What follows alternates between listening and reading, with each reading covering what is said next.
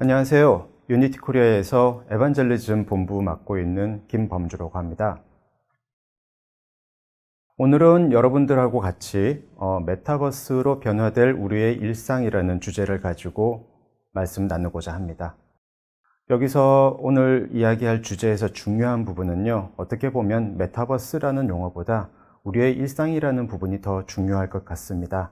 왜냐하면 메타버스 담론은 요즘 기사라든지 아니면 다양한 영상 콘텐츠로 우리 옆에 넘쳐나고 있는데, 이 메타버스라는 키워드를 일상과 연결시키고자 하는 시도는 그다지 흔치 않았던 것 같습니다. 그래서 오늘은 여러분들과 우리의 일상이 메타버스로 어떻게 변화될 것이고, 그리고 이런 변화가 우리를 어느 방향으로 이끌고 갈 것인지에 대해서 어떤 인사이트를 얻을 수 있는 그런 시간이 되었으면 합니다. 먼저 메타버스의 어떤 대표주자라고 할 수 있는 페이스북에서 현재 열심히 개발하고 있는 호라이즌이라는 서비스에 관한 영상을 보고 한번 시작을 해보도록 하겠습니다. 같이 보시죠.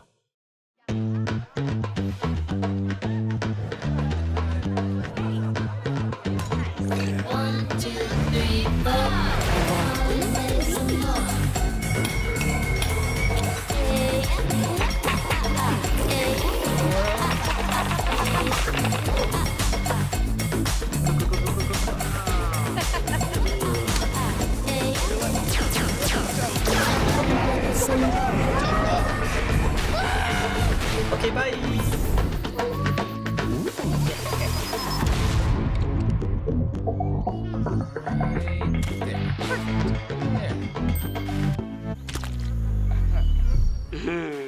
Or not.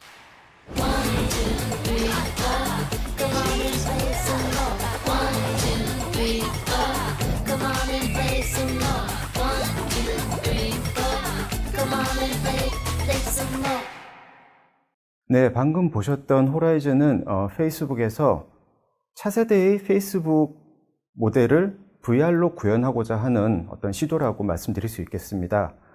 많은 분들이 아시다시피 페이스북은 향후 5년 내에 회사를 메타버스 컴퍼니로 만들겠다라는 발표를 한 적이 있었습니다. 그 시도가 되는 여러 가지 핵심 사업들이 있는데 그 중에 하나가 호라이즌이고요. 방금 보신 것처럼 페이스북 호라이즌에는 놀 수 있는 다양한 놀이들, 그리고 여기 영상에서는 표현되지 않았지만은 호라이즌 자체가 업무 공간으로까지 확대가 될 수 있고요. 그리고 영상의 마지막 부분에 보셨던 것처럼 놀 수 있는 것뿐만이 아니고 직접 그 안에 들어간 사람들이 자기가 놀 수 있는 공간, 놀이터, 이런 부분들을 공간을 직접 설계할 수 있고 컨텐츠를 만들 수 있는 기능까지 다 포함을 시켜놓은 어떤 플랫폼이다라고 말씀드릴 수 있겠습니다. 네, 페이스북 지금 우리 많이 쓰고 계시죠. 스마트폰을 통해서도 쓰고 계실 거고 웹을 통해 가지고도 쓰고 계실 텐데요. 지금 보고 계신 화면에서 알 수 있는 것과 같이 지금 페이스북의 화면은 왼쪽과 같은, 어떻게 보면 우리가 문서를 이렇게 스크롤해서 올려서 정보를 얻을 수 있는 형식으로 표현이 되고 있습니다. 그런데 페이스북이 생각하고 있는 차세대의 페이스북은 어떻게 보면 이 화면의 오른쪽에 있는 사례처럼 조금 더 우리 현실하고 닮아 있는 가상 공간을 추구하고 있다는 점을 아실 수 있을 것 같아요. 네, 이런 공간의 그 해석 방법, 그리고 컴퓨터 속 세계를 갖다가 표현하는 방법에 있어 가지고 예전에는 사실은 어떤 오른쪽처럼 가상 공간을 자유롭게 표현하는 게 좀 어려웠었습니다. 하지만 지금은 기술적인 발전도 그렇고요. 그 다음에 컴퓨팅 파워가 점점 넉넉해지고 그리고 효율적으로 변하기 시작하면서 오른쪽과 같은 더 현실적인 공간을 표현하는 게 이제 가능해졌다라고 말씀드릴 수 있겠습니다. 하지만 많은 분들이 그렇게 이야기하실 겁니다. 왼쪽 방법이 더 빠르고 편하지 않아요? 더 효율적인데? 라고 그렇게 생각을 하실 수도 있고요. 오른쪽 방법처럼 하면은 뭔가 공간에서 공간을 이동할 때 이동 시간도 많이 걸릴 것 같고, 그리고 문서를 볼 때도 더 크게 볼 수 없어서 더 불편할 것 같은데 그게 더 좋은 게 맞나요? 라고 그렇게 생각을 하시는 분들도 분명히 많이 계십니다. 제가 여기서 더 자세하게 설명드리기 전에 저는 모든 인터넷 환경이, 그리고 모든 소셜 네트워크 환경이 왼쪽에서 오른쪽으로 갈 것이다 라고 말씀드리는 건 아닙니다. 하지만 왼쪽처럼 정보의 효율성에 집중한 포맷, 뿐만 아니고 우리가 정보를 누구랑 같이 즐기고 그리고 어떤 환경에서 즐기느냐를 가지고 표현할 수 있는 새로운 공간 해석 방법이 가능해졌기 때문에 우리는 쓸 수 있는 옵션이 더 늘어난 상태가 점점 다가오고 있다라고 말씀드릴 수 있을 건데요. 네, 이런 공간 해석 방법의 차이에 따라 가지고 메타버스를 둘러싼 담론들이 지금 복잡하게 얽히고 그리고 다양한 시각들이 존재하고 있습니다. 하지만 이런 다양한 시각들을 종합해서 생각을 해본다면은 저는 두 가지 핵심 요소로 나눠서 말씀드리고 싶습니다. 첫 번째는 가상 공간이 점점 현실과 닮아간다. 제가 아까 호라이즌 사례를 처음에 보여드렸던 것도 아마 그런 어떤 그 방향성을 보여드리기 위해서 영상을 소개를 시켜드렸었는데요. 가상 공간이 점점 현실과 닮아감으로 해가지고 가상 공간 안에서 할 수 있는 일도 점점 늘어나고 있습니다. 이 부분의 사례에 대해서도 뒷부분에 이제 영상으로 좀 준비를 해놓은 게 있는데 거기 가가지고 자세히 말씀을 드리도록 하겠습니다. 하지만 핵심적인 내용은 가상 공간에서 할 수 있는 내용이 점점 늘어나게 되면서 가상 공간에서 어떤 가능성까지 생기고 있는가 하면은 가상 노동의 개념이 생겨나고 있죠. 그러니까 현실 공간에서 우리가 일을 하고 대화를 하고 이렇게 해서 가치를 만들어내는 게 아니고 가상 공간 안에서만 노동을 해가지고 돈을 벌 수 있고 경제 활동을 할 수 있는 가능성들이 최근 많이 보여지고 있습니다. 로블록스 사례도 그 중에 하나라고 볼 수 있겠죠. 그래서 가상 공간이 점점 넓어지고 그리고 그 가상 공간을 통해서 가상 경제가 확장이 되면서 기존에 우리가 컴퓨터에서 기대했던 것 이상의 가치가 컴퓨터 안에서 그리고 인터넷 안에서 가능해지고 있는 것이 지금 메타버스를 둘러싼 여러 가지 의견들을 종합해서 내린 결론이다라고 말씀드리고 싶습니다. 하지만 아직까지 메타버스는 모호한 부분이 많이 있습니다. 아직 정립된 개념이다라고 말씀드리긴 어려운데요. 지금 보고 계시는 이 화면은 제가 트위터를 보다가 우연히 다운받은 그런 개념인데 되게 재밌는 사례라서 가지고 와봤습니다. 작년까지만 해도 멀티플레이어 게임, 버추얼 리얼리티, 아니면은 5G 컨텐츠, AI 이런 다양한 키워드로 표현되고 있던 기술적인 용어들이 2021년 올해 와가지고는 이 모든 게 그냥 메타버스라는 용어로 퉁치듯이 그렇게 불려지고 있다는 거죠. 이것을 표를 만드신 분은 아마 약간은 풍자적인 그런 견해를 가지고 만드셨던 것 같아요. 너무 메타버스라는 용어가 남발되고 있다라는 그런 견해를 갖다 표현하기 위해서 이런 표를 만드신 게 아닐까 하는데요. 이런 풍자적인 시각, 어떻게 보면은 좀 비판적인 시각이 나왔던 데는 몇 가지 원인이 있을 것 같습니다. 사실 이 메타버스라는 개념은 제가 생각하기에 지금 우리가 가지고 있는 기술의 수준보다 한 3년에서 4년 정도 너무 일찍 떠오른 개념이 아닌가라는 생각을 가지고 있습니다. 대표적인 예를 들어서 말씀을 드리자면은 사실 우리가 스마트폰을 처음 손에 쥐었을 때, 와, 이 작은 기기 안에서 웹브라우징도 되고 전화도 되고 음악도 들을 수 있네라는 것을 바로 손으로 느낄 수 있었던 그런 현상이 있었다고 한다 그러면은 지금 메타버스는 개념과 비전에 대해서는 너무나 많은 이야기들이 되고 있지만은 이것을 직접 느낄 수 있는 서비스나 느낄 수 있는 디바이스는 보급이 더디게 진행이 되고 있는 상태입니다. 그러다 보니까 아무래도 그 온도차가 사람들로 하여금 조금 비판적인 시각을 가지게 하게 만든 그런 그 하나의 원인이 아닐까 생각을 하는데요. 이렇게 조금 그 개념이 우리한테 빨리 소개된 데는 아무래도 최근 들어가지고 팬데믹 사태 때문에 유동성 공급이 점점 늘어나고 그 다음에 그런 것으로 인해 가지고 많은 사람들, 많은 세대들이 투자에 대해서 관심이 늘어나고 있었습니다. 블록체인이라든지 아니면은 그런 가상화폐에 대한 관심도 그 중에 하나가 될 수 있을 것 같고요. 이런 다양한 투자 아젠다에 의해 가지고 새로운 뭔가 투자거리가 없나를 찾아보던 사람들이 눈독을 들이게 된 부분이 또 메타버스라는 키워드가 대두되게 된 원인 중에 하나다라고 말씀드릴 수 있을 것 같고요.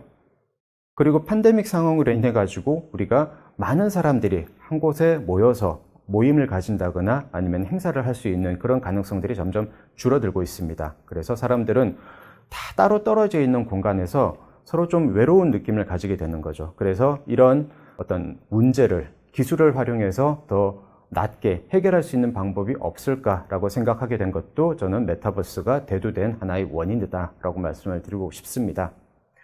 마지막 원인으로는요, 대중적인 VR 기기가 점점 보급이 많이 되고 있습니다. 아까 제가 메타버스를 손쉽게 느낄 수 있는 디바이스의 보급이 더디다라고 말씀은 드렸지만은 지금 어떻게 보면은 그런 VR 기기들이 보급되는 초창기다라고 말씀드릴 수 있을 것 같아요. 그래서 인기는 상당히 많지만은 아직 대중화는 되지 않고 얼리 어댑터라든지 아니면 약간의 니치 마켓을 대상으로 보급이 되고 있긴 한데, 만약에 이런 정도의 VR 기기가 보급이 되지 못한 상황이었다 그러면은 아마 메타버스를 느낄 수 있는 그런 창문이 하나 더 사라지는 그런 결과가 되지 않았을까 생각을 합니다. 그래서 이런 다양한 요인들 때문에 메타버스라는 이 개념은 아직 준비가 되지 않은 상태에서 우리 곁에 조금 일찍 다가온 그런 현상이 지금 도래가 되고 있습니다.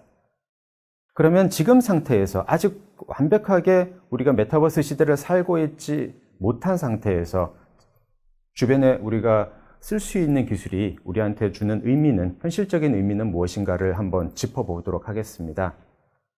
저는 이 메타버스라는 개념이 현실과 닮아가는 가상 공간이고요. 그리고 그 가상 공간과 상호작용할 수 있는 방법들이 점점 자연스러워지고 있다고 말씀을 드리고 싶습니다. 이때까지는 우리가 키보드라든지 마우스, 터치스크린을 통해 가지고 컴퓨터 세상하고 계속 소통을 해왔었는데요. 어떻게 보면 이런 기술들은 우리가 평소에 이렇게 목소리를 내고 표정을 만들고 제스처를 만드는 것처럼 이런 자연스러운 소통 방법이 아니고요. 기계가 편한 방법에 우리 사람이 거기에 맞춰가는 그런 현상은 계속되고 있었다는 거죠. 그런데 VR 기기가 가지고 있는 모션 컨트롤러라든지 아니면은 핑거 이런 그 핸드 스캐닝 기술, 핸드 트래킹 기술 이런 것들을 통해 가지고 점점 자연스러운 상호작용이 디지털 세계에서도 가능해지고 있습니다. 그리고 회의실 아니면은 노트, 어떤 TV 이런 다양한 것들이 이때까지 윈도우라든지 아니면 맥OS 같은 그래픽 유저 인터페이스 환경에서 전부 다 아이콘이나 버튼이라는 형식으로 일종의 메타포처럼 만들어지고, 그리고 우리는 그것을 해석하면서 서로 컴퓨터하고 소통을 하는 그런 상태가 계속 지속되고 있었어요. 그런데 오른쪽 하단에 보시는 그 페이스북 호라이즌 화면처럼 예전의 데스크탑이 아니고 지금의 데스크탑은 완전히 현실하고 거의 흡사한 그런 그래픽을 가지고 있고 표현을 하고, 그리고 그 안에서 다른 사람들하고 소통을 할 수 있는 그런 경지까지 이제 올라오게 된 거죠. 그리고 세 번째로 현실적인 의미는 내용과 형식이 디커플링이 되고 있습니다. 이게 뭔가 하면은 이때까지는 오피스 프로그램은 오피스 프로그램처럼 생겼고요. 그리고 게임은 게임처럼 생겼습니다. 아바타나 배경이 아니면 3D 배경과 같은 이런 환경들은 사실 이때까지 전부 다 온라인 게임이나 비디오 게임에서 활용되던 그런 문법들이지 그게 우리 오피스 환경을 갖다 표현하기 위해서 쓰이진 않았었거든요. 그래서 어떤 프로그램을 보면은 이건 쇼핑몰 앱이다, 아니면 이것은 오피스 프로그램이다, 이건 게임이다라는 게 확실히 구분이 갔었지만은 이제 모든 어떤 업무나 아니면 활동 같은 것들을 거의 현실하고 가깝게 표현을 할 수 있게 되면서 형식과 내용이 굳이 이렇게 다 나눠져도 되지 않고 게임처럼 보이는 오피스가 생겨도 되지 않겠느냐라는 그런 상상을 하게 된 게 지금 메타버스가 우리한테 주고 있는 하나의 메시지가 아닌가 생각을 합니다. 네, 그러면 어떤 식으로 그러면은 우리 사람이 기계에 맞추는 게 아니고 기계가 이제 사람의 움직임을 배우게 되는지 한번 영상을 보면서 설명드리도록 하겠습니다. 네, 지금 보고 계신 화면은 이제 오큘러스 퀘스트에서 플레이하실 수 있는 이제 권투 게임의 한 종류인데요. 왼쪽에 지금 이 게임을 플레이하고 있는 사람은 실제 복싱 선수입니다. 헤비급 프로 선수라고 하고요. 이분이 지금 유튜브에 올린 이 영상은 이 게임을 하기 위해서 권투를 어떻게 연습을 해야 되는가 하는 부분을 설명하는 그런 영상입니다.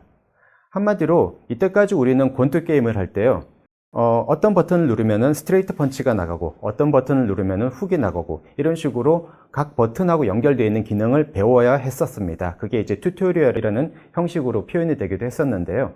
근데 이제는 그런 게 필요가 없고요. 실제 권투를 잘하는 사람은 게임에서도 권투를 잘하는 결과를 갖다 가져오게 되는 겁니다. 저는 지금 이 권투 게임이라는 사례를 통해 가지고 우리가 디지털을 위해서, 디지털 환경을 위해서 새로 학습을 할 필요가 없고 평소에 하던 일을 갖다 그대로 디지털 환경에서, 온라인 환경에서 표현할 수 있다라고 말씀을 드렸는데요. 권투뿐 아니고 최근에는 회화 시뮬레이션 프로그램들까지 어떤 포토샵이나 아니면 페인터 같은 상용화된 프로그램을 배울 때 뭐 커맨드 키를 어떻게 누르면은 필터가 적용이 되고 그리고 색깔을 바꾸기 위해서는 어떤 단축키가 있어야 된다. 이런 부분들을 갖다 연습을 하게 되잖아요. 근데 그런 연습이 필요 없이 평소에 유화를 잘 그리던 사람은 똑같이 그 실력을 가상 공간 안에서도 뽐낼 수 있도록 그렇게 물리 시뮬레이션이 상당히 정확해지는 그런 환경이 마련이 되고 있습니다. 결국 이런 현상들은 우리한테 어떤 그 인문학적인 의미를 주고 있는가 하면은 학습이라는 의미에 있어 가지고 저는 말씀을 드리고 싶습니다. 지금 보고 계신 표는 에드가 게일이라는 학자가 만든 경험의 원뿔이라는 표입니다.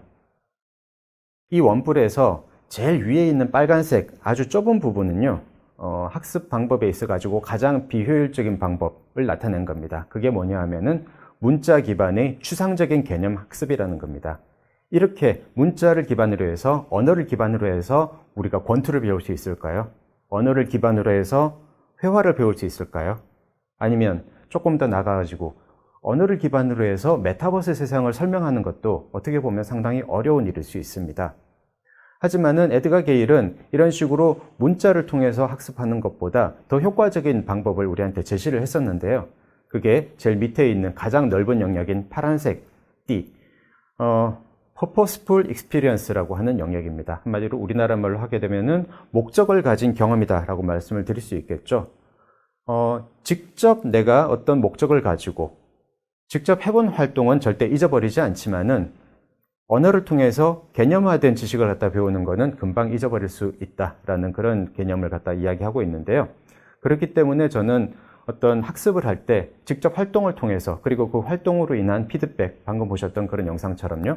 그런 것들을 통해 가지고 우리가 학습을 할 때 있어 가지고 훨씬 더 효과적인 그런 결과를 가져올 수 있다는 점이 저는 가상 공간이 우리한테 줄 수 있는 큰 이익이 아닌가 그렇게 생각을 합니다. 네, 이런 맥락에서 저는 실제로 현실에서도 많은 그 메타버스 서비스를 사용하면서 어떤 점이 좋고 어떤 점이 안 좋은지를 갖다가 경험을 하고 있는데요. 한 가지 사례를 말씀드리겠습니다. 저는 저희 이제 가족이 저희 아들이 해외에 지금 공부를 하러 가 있는 상태이기 때문에 자주 만나지 못합니다. 특히 팬데믹 때문에 더더욱 여행이 좀 자유롭지 않기 때문에 만나서 같이 놀 기회가 너무 없어서 되게 아쉽게 생각을 하고 있었는데요. 지금 보시는 화면은 이제 메타버스 서비스의 사례로 많이 예를 들고 있는 VR챗이라는 프로그램입니다.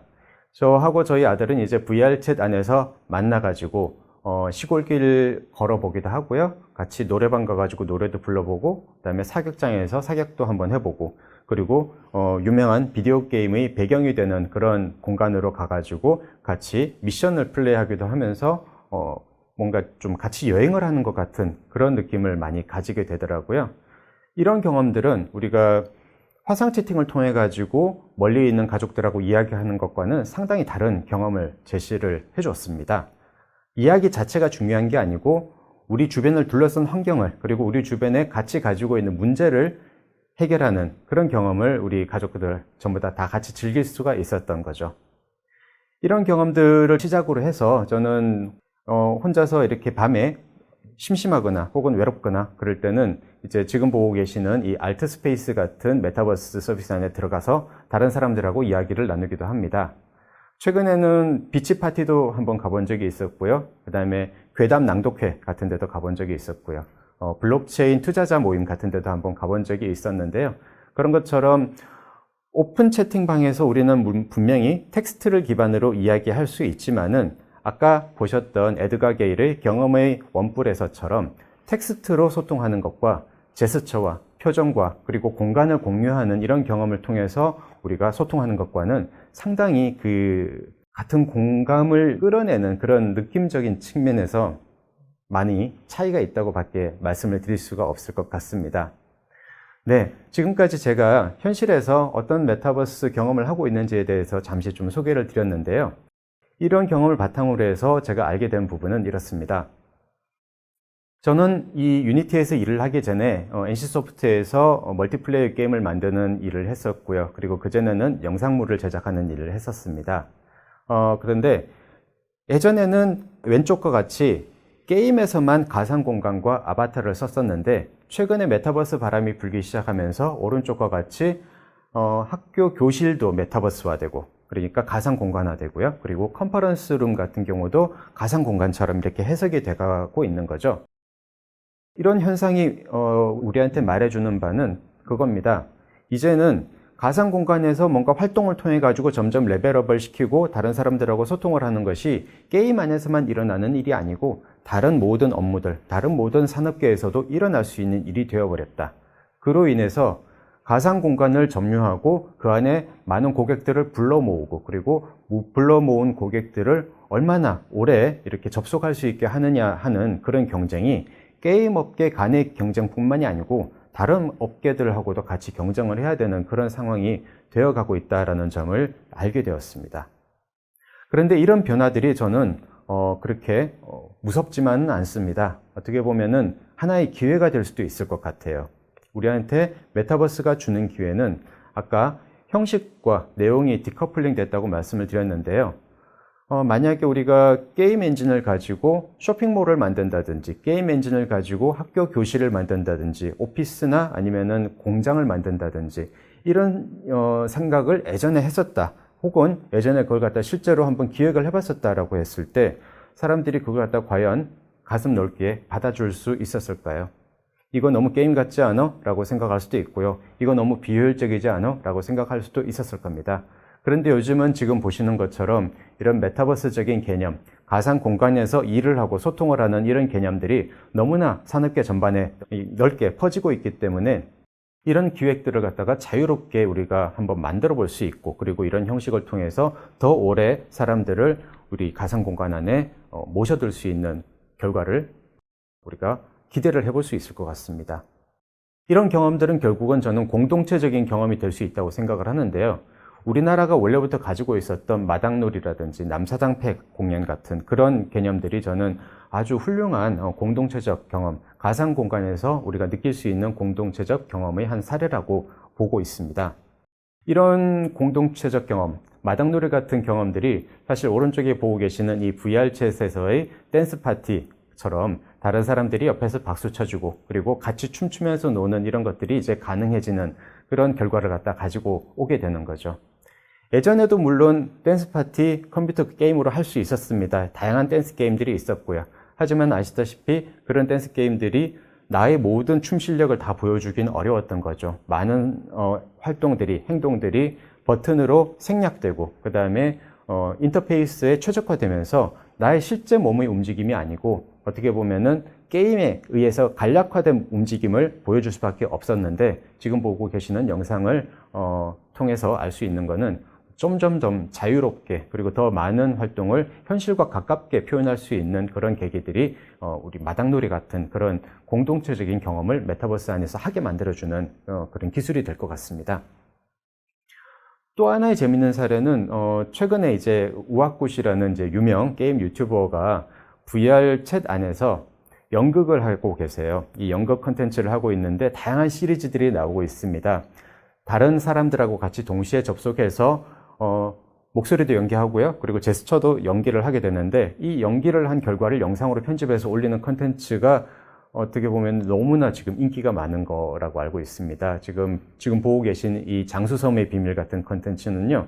거의 제가 마지막으로 봤을 때 조회수가 160만 회 가까이 됐었는데 그만큼 이런 어떻게 보면은 이때까지 우리가 연극을 한다는 거는 실제 무대에서밖에 할 수가 없었지만은 VR 공간에서 연극을 하는 것도 이제 공동체적 경험을 갖다가 할 수 있는 하나의 사례다라고 말씀드릴 수 있을 것 같아요. 결국 이렇게 공간 안에서 같이 활동을 하는 경험들은 단지 그냥 놀기를 갖다가 위해서 존재하는 것뿐만이 아니고요. 공익적인 메시지를 전달하는 데도 도움이 됩니다. 네, 지금 보고 계시는 이 드랍 인 더 오션이라는 컨텐츠는 해양 쓰레기 문제를 VR로 풀어낸 어떤 작품인데요. 우리가 해양 쓰레기가 나쁘고 그리고 그 문제가 심각하다는 거는 알고 있지만은 실제로 그게 어느 정도인지 체감을 하기는 좀 어려움이 있습니다. 영상이나 사진 그리고 텍스트로 밖에 볼 수가 없기 때문인데 지금 이 VR 체험 같은 경우에는 자기가 직접 바다 생물 중에 하나가 돼가지고 얼마나 많은 쓰레기들이 주변을 흘러다니고 있는지 체감할 수 있도록 만들어진 그런 프로그램이기 때문에 저는 방금 보셨던 그런 VR 공연이라든지 아니면 VR 연극 같은 그런 공간을 주제로 해가지고 우리가 다양한 공감대를 얻어낼 수 있는 그런 사례 중에 하나라고 말씀을 드리고 싶습니다.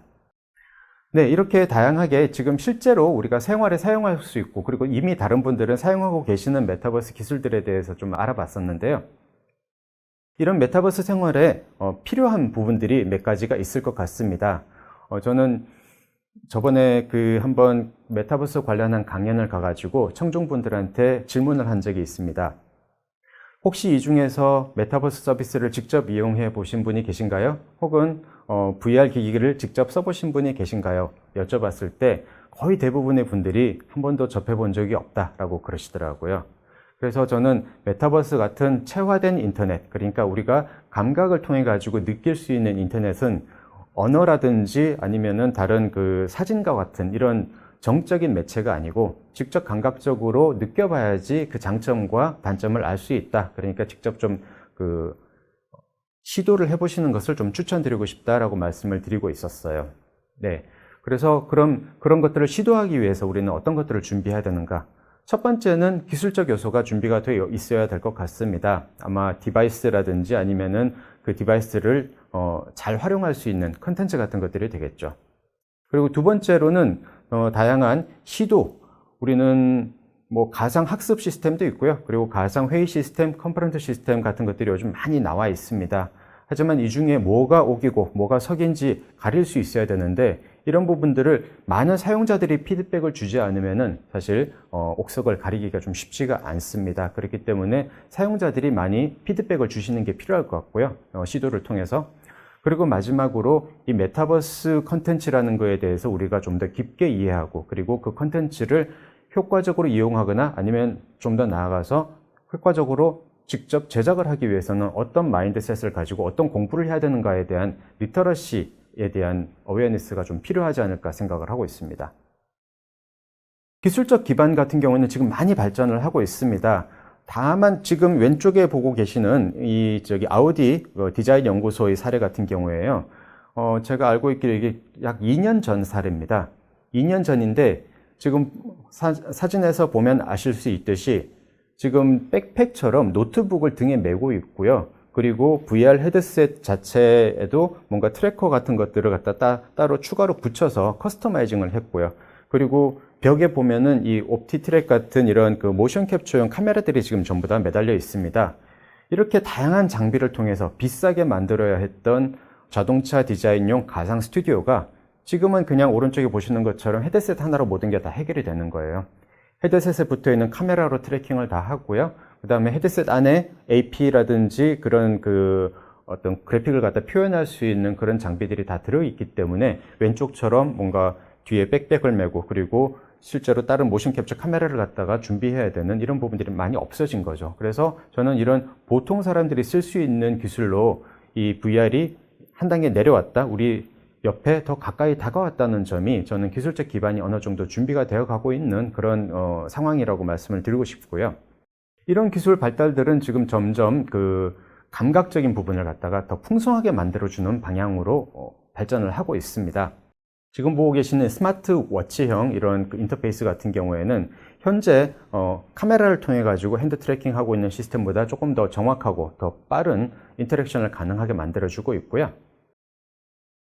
그리고 카이스트하고 지금 마이크로소프트가 같이 이제 공동 개발하고 있는 다양한 이제 VR 이런 인터페이스 같은 경우에는 조금 더 다양한 피드백을 얻을 수 있고, 그리고 게임 속에서 더 다양한 매체, 이 머티리얼들을 갖다가 움직일 수 있고, 실제로 눈에는 보이지 않지만은 가상 공간에서는 저런 그물이라든지 아니면은 고무줄 같은 것들이 이제 보이게 되는 거죠. 이렇게 함으로 해가지고 눈으로 보는 것만 리얼하게 보이는 게 아니고 우리가 조작을 할 때도 더 리얼하게 보일 수 있도록 이렇게 발전을 하고 있는 부분 역시 저는 기술적인 준비의 한 단계다라고 말씀드리고 싶습니다. 그 다음으로는 시도와 학습 부분입니다. 저는 최근에 오른쪽에 있는 그 그림에서 보실 수 있는 메타버스 개발자 경진 대회에 한번 참석을 한 적이 있었는데요. 그때 저렇게 모임이라고 하는 메타버스 어떤 컨퍼런스 프로그램을 통해 가지고 참석을 하게 되었습니다. 메타버스에 관련된 강연을 할 때도 대부분은 화상 채팅을 통해 가지고 진행을 하게 되는데, 저렇게 아바타 기반으로 된 메타버스 플랫폼을 통해서 발표를 하는 경험이 상당히 신선했었습니다. 왜냐하면 저는 플랫폼에 들어가기 위해서 얼굴이 보이지 않으니까 얼굴을 갖다가 이렇게 신경을 쓰지 않아도 되고, 그리고 뭔가 와이셔츠나 이런 자켓을 입지 않고 편하게 티셔츠 차림으로 참가를 해도 사람들은 사실은 제가 어떤 상태에 있는지 잘 모를 거잖아요. 그런 부분이 상당히 좀 편리하게 다가왔었고요.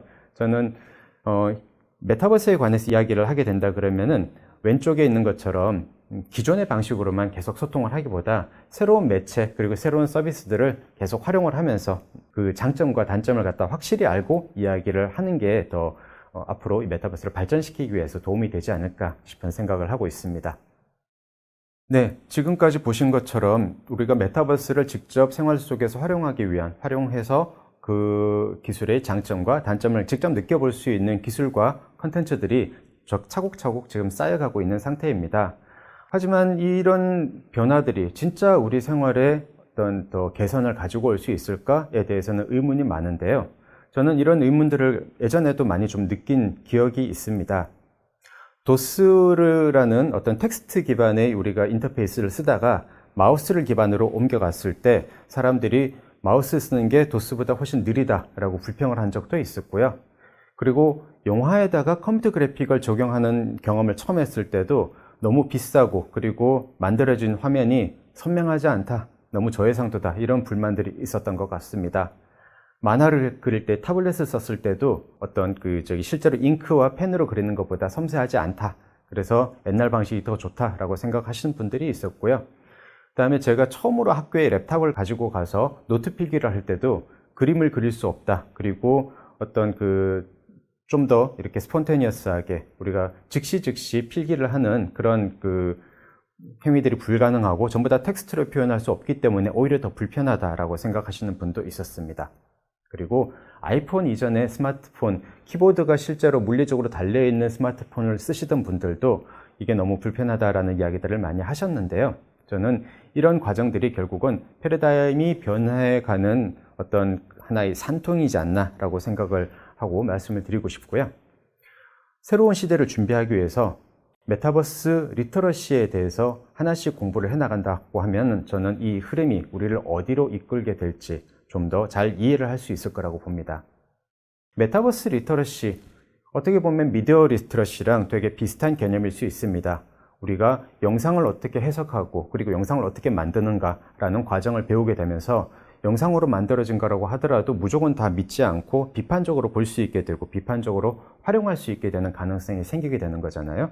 마찬가지로 메타버스 컨텐츠 역시 우리가 직접 활용해보고 직접 경험해보고 그리고 좀 더 나아가서 직접 제작해보는 경험을 통해서 상호작용을 통한 컨텐츠는 기존의 글을 쓰는 것과 어떻게 다르구나, 기존의 사진이나 영상을 찍는 것과 어떻게 다르구나라는 것을 느끼실 수 있을 거예요. 저는 이런 메타버스 리터러시 활동들은 사실은 그 학습 자체가 게임에서 배워야 될 부분들이 상당히 많이 있다라고 말씀드리고 싶습니다.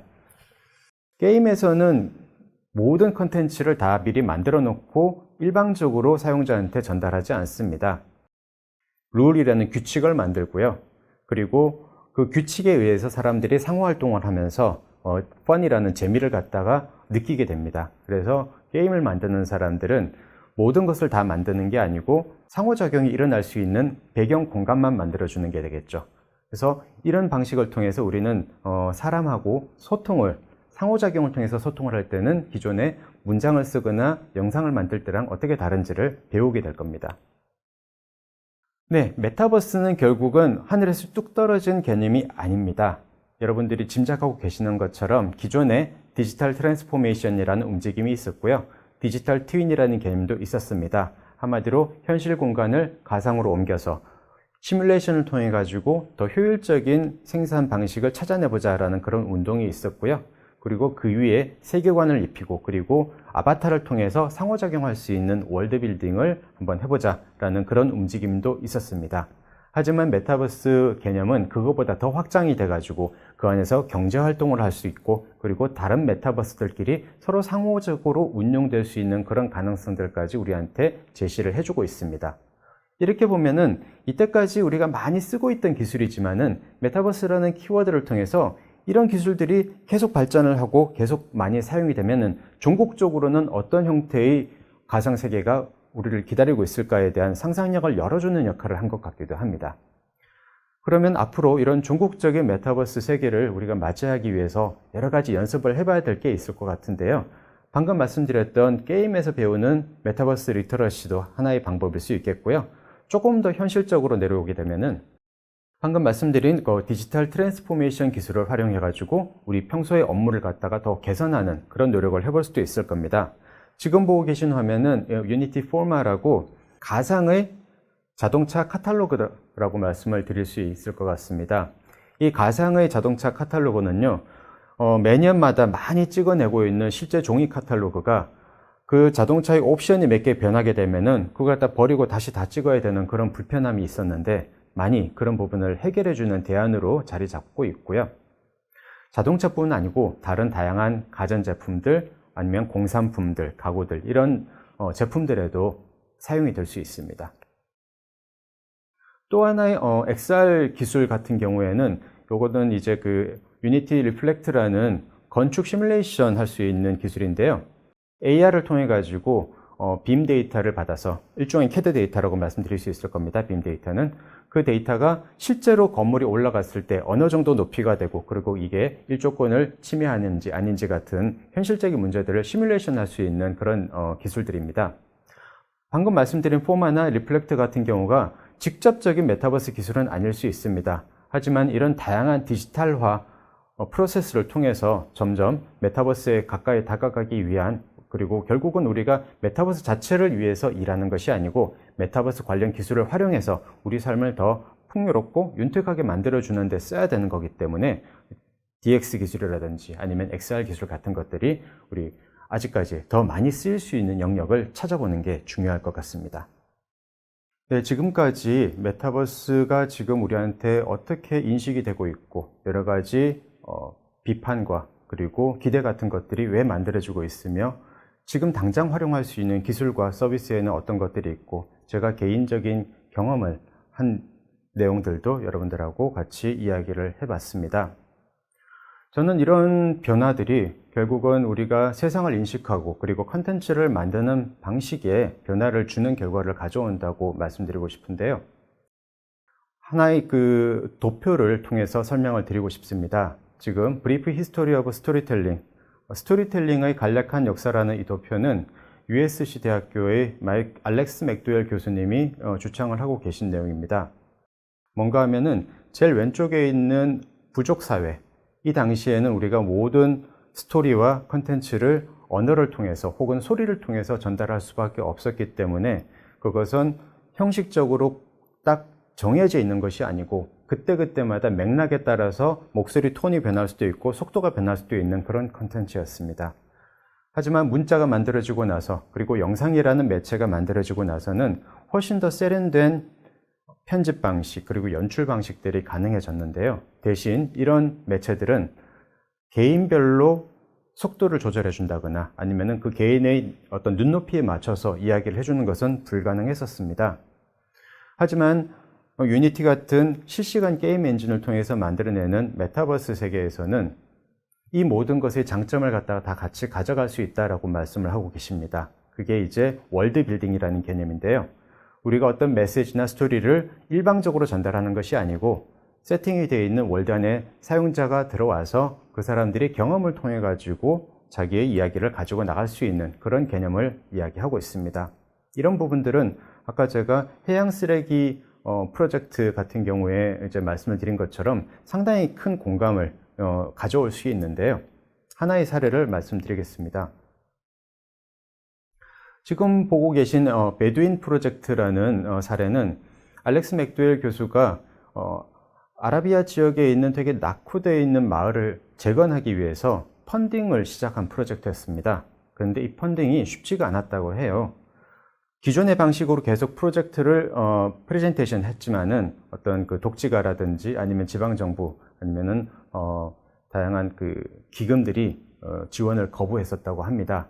그런데 기존의 프레젠테이션 방식을 버리고 대신에 유니티로 실시간으로 돌아다녀 볼 수 있는 그 베두인 마을을 직접 만들고요. 그리고 이 마을에서 하수도 시설이나 아니면은 환기 시설이 개선이 됐을 때 실제 이 마을 사람들의 삶이 어떻게 바뀔 수 있고 아이들의 표정이 어떻게 바뀔 수 있는지 시뮬레이션으로 직접 돌아다녀 볼 수 있게 만들어서 많은 사람들의 공감을 얻어내고 결국은 펀딩에 성공을 한 사례라고 합니다. 그래서 저는 이런 메타버스 공간이 주는 저는 가능성을 하나 엿볼 수 있는 사례였다고 생각을 하고요. 이것을 만들어내는 어떤 그 세계관 구성 방식이라는 것이 이제 월드빌딩이다라고 말씀을 드리고 싶습니다. 네, 앞으로 메타버스가 어떻게 발전을 해나갈지, 그리고 우리가 메타버스를 이야기하는 방식은 어떻게 변해나갈지 저도 정확히 알 수는 없습니다. 하지만 이때까지 메타버스 이전에 있었던 핀테크, 유비쿼터스, IoT라든지 빅데이터, 4차 산업혁명 같은 이런 다양한 용어들이 우리 옆에 왔다가 그리고 다시 지나가기도 했었습니다. 메타버스 역시 어떻게 보면은 유행이 지나면 사라지는 용어일 수도 있습니다. 하지만은 이 용어가 우리한테 상징하는 바는요, 사람은 점점 더 다양한 감각을 얻고 싶어 하고요, 컴퓨터 안에서. 그리고 기업은 또 새로운 기회를 그 안에서 찾고 싶어 한다는 큰 방향성입니다. 보셨던 것처럼 다양한 방식으로 우리가 컴퓨터와 소통을 할 수 있는 모션 트래킹이라든지 아니면은 촉각 시뮬레이션 같은 부분들이 점점 개발이 많이 되고 있고요. 그리고 헤드셋을 통해 가지고 컴퓨터 속 세상을 현실하고 거의 흡사하게 경험할 수 있는 기술들도 점점 빨리 발전을 하고 있습니다. 그런 욕구들과 맞물려서 기업들은 그런 욕구들을 어떻게 하면 더 새로운 가치를 만들어낼 수 있는 기회로 삼을까 계속 고민을 하고 있기 때문에 앞으로 메타버스라는 담론이 어떤 식으로 흘러가든 혹은 용어 자체가 바뀔 수도 있겠지만은 이 거대한 흐름이 우리한테 주는 기회는 사라지지 않을 것이라고 생각을 합니다. 네, 지금까지 메타버스가 우리 생활에 가져올 수 있는 변화, 그리고 우리는 그 변화를 위해서 무엇을 준비하면 좋을 것인지에 대해서 말씀드렸습니다. 감사합니다.